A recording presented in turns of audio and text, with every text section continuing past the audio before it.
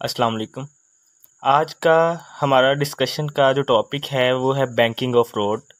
Banking of road का लफ्ज़ी मतलब बच्चों होता है कि सड़क को एक किनारे से ऊंचा करना। ये टॉपिक बेसिकली सेंट्रीपिटल फोर्स से रिलेटेड है। सेंट्रीपिटल फोर्स बच्चों आप जानते हैं कि वो फोर्स जो किसी ऑब्जेक्ट को सर्कल में मूव करवाती है सेंट्रीपिटल फोर्स कहलाती है।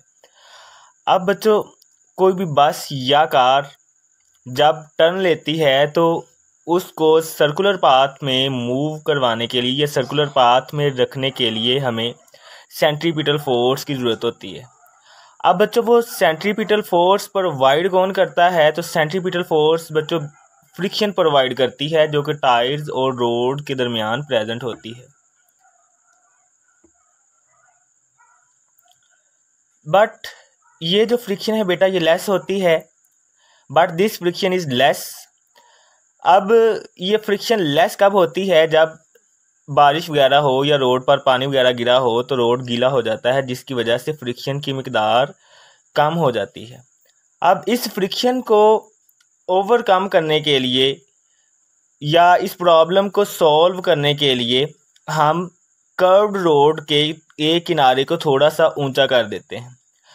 डायग्राम में बेटा शो किया गया है कि एक बस है, वो एक टर्न ले रही है और ये एक सर्कुलर पाथ में मूव कर रही है। बस का वेट डाउनवर्ड एक्ट कर रहा है जबकि जो रिएक्शन है वो अपवर्ड डायरेक्शन में एक्ट कर रहा है।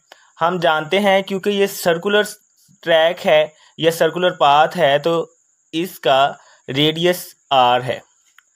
अब बच्चों इस आउटर एज को हम क्या कर देते हैं, थोड़ा सा ऊंचा कर देते हैं, जिसकी वजह से टायर्स और रोड के दरमियान फ्रिक्शन मैक्सिमम हो जाती है और गाड़ी के लिए टर्न लेना या सर्कुलर पाथ में मूव करना इजी हो जाता है।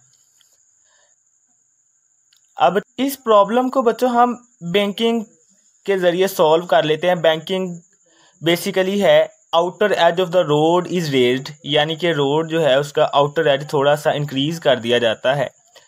अब banking causes a component of vehicle's weight to provide necessary centripetal force while taking a turn। अब जो वेट का वर्टिकल कंपोनेंट है, गाड़ी का वेट का जो कंपोनेंट है वो सेंट्रीपिटल फोर्स प्रोवाइड करता है और हमारी गाड़ी जो है वो इजीली टर्न ले लेती है विदाउट एनी स्लिपिंग। अब हम डिस्कस करते हैं washing machine dryer. Washing machine dryer बच्चों मोस्टली घरों में कपड़े वगैरह सुखाने के लिए यूज़ किया जाता है।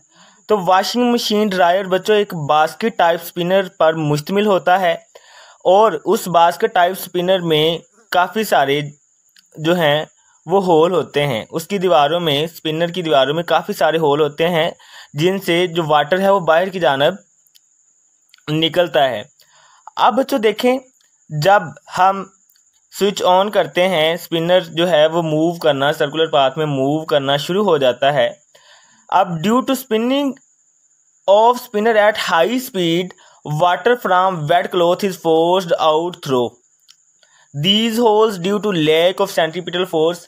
चूँकि हम कॉन्टीन्यूसली सर्कुलर पाथ में स्पिनर को घुमा रहे हैं, जो हमारे क्लॉथ्स हैं वो स्पिनर की दीवारों के साथ टकराते हैं और सेंट्रीपिटल फोर्स की कमी की वजह से जो वाटर है उनमें से निकल जाता है और होल्स के ज़रिए एक पाइप के रास्ते बाहर निकाल दिया जाता है। तो बच्चों ये बेसिकली वॉशिंग मशीन ड्रायर भी इसी प्रिंसिपल पर काम करता है कि सेंट्रीपिटल फोर्स कम हो जाती है और जो वाटर है कपड़ों में प्रेजेंट होता है वो होल्स के ज़रिए बाहर आ जाता है और हम कपड़े इजीली खुश्क कर सकते हैं, सुखा सकते हैं।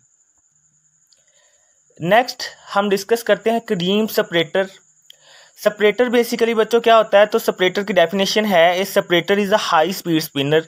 सेपरेटर भी बेसिकली बेटा एक स्पिनर है जो कि हाई स्पीड में पर स्पिन करता है। अब क्रीम सेपरेटर के यूजेस क्या हैं? तो बच्चों इसका यूज़ ये है कि जो फैट कंटेंट होता है वेरियस प्रोडक्ट्स में उसको कंट्रोल करने के लिए हम सेपरेटर को यूज़ करते हैं। अब क्रीम सेपरेटर किस प्रिंसिपल पर काम करता है? It acts on the same principle of centrifuge machine. ये सेंट्रीफ्यूज मशीन की तरह या सेंट्रीफ्यूज मशीन के प्रिंसिपल पर काम करता है। अब हम डिस्कस करते हैं कि क्रीम सेपरेटर की वर्किंग क्या है। तो बच्चों क्रीम सेपरेटर जो है वो बेसिकली एक बाउल पर मुश्तमिल होता है। बाउल के नीचे मशीनरी वगैरह अटैच होती है जो कि बाउल को सर्कुलर पाथ में मूव करवाती है। अब the bowl spins at very high speed causing heavier contents of milk to move outward in the bowl। अब जो बाउल है वो बेसिकली स्पिन करता है बहुत तेज स्पीड के साथ, जिसकी वजह से जो हैवियर कंटेंट होता है मिल्क का वो आउटवर्ड डायरेक्शन में मूव करता है, यानी कि उसका क्रीम सेपरेटर का जो बाउल है उसकी दीवारों के साथ चिपक जाता है, जबकि जो लाइटर कंटेंट है वो दूसरी जानब यानी कि स्पिन करता रहता है, सेंटर में ही रहता है। अब बच्चों जो स्किम्ड मिल्क है यानी कि जो डेंसर मिल्क है और स्किम्ड मिल्क, बच्चों आपने बात याद रखनी है कि ये डेंसर देन क्रीम होता है, ठीक है। Is collected at the outer wall of the bowl. ये बात पहले भी हम डिस्कस कर चुके हैं कि जो हाईली स्पीड हैवियर कंटेंट्स जो हैं वो उस बाउल की आउटर वॉल के साथ टकरा जाते हैं, जबकि जो लाइटर हैं वो सेंटर में ही रहते हैं। अब lighter part push towards the centre from where it is collected. जो लाइटर पार्ट होता है या लिक्विड में जो लाइटर कंटेंट होता है वो सेंटर में ही रहता है और उसको हम पाइप के ज़रिए बाहर की जानब निकाल लेते हैं।